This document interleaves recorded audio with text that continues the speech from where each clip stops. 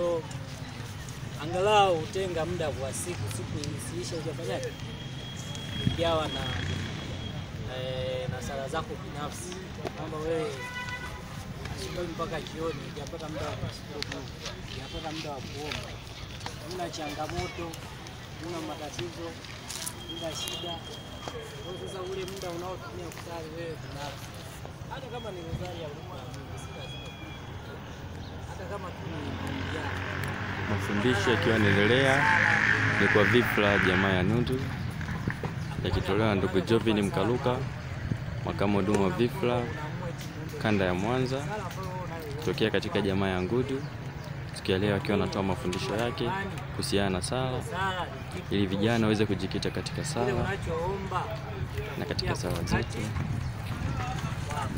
Unaweza kufikia wakati huu ama wakati mwingine, lakini pia hata kama hautapokea, kuhusu mapenzi ya Mungu yatimie.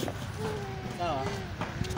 Kwa hiyo tunajua tuna changamoto za maisha, wengine wanatafuta kazi, wengine elimu, wengine mitaji. Lakini yote kwa yote bila kumshirikisha Mungu katika sala zako, huwezi kitu. Sisi kwa nguvu zetu wenyewe tunajidanganya.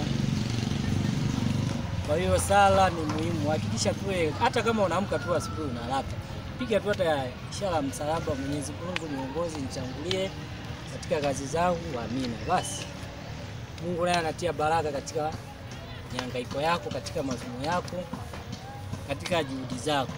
Tuko pamoja? Ndio. Naona wengine wanasoma vitabu, hawaelewi sisi tunawapi.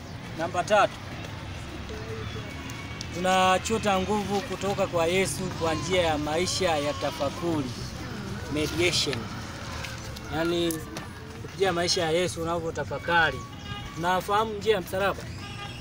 Sasa ukianza kutafakari kuanzia kituo cha kwanza, Yesu anachukua msalaba anafanyaje, mpaka cha mwisho ile Yesu anakufa, unajifunza kitu, si ndio?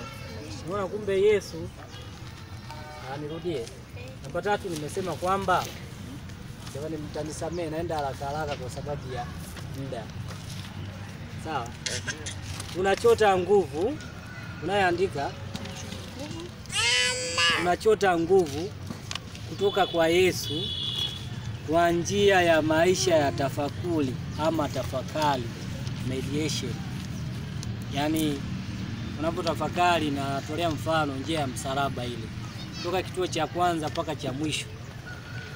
Kitafakari vizuri, unaona safari ya maisha yake katika ukombozi wa dunia, ukombozi katika kanisa, kwamba unaangalia alipitia mahangaiko gani, shida gani, mpaka akaja kukomboa ulimwengu. Kwanza lazima utambue na kutafakari uwepo wako wewe na Mungu, pamoja na uhusiano wako na wengine. Lazima ujue wewe uwepo wako na Mungu uko sawa. Je, mahusiano yangu na wengine yako sawa? Siwezi tu nikasema kwamba nifike, Mungu naomba leo nibariki niongoze, wakati najua kabisa kwamba mimi moyoni ama rohoni mwangu si mkamilifu na madhaifu yangu.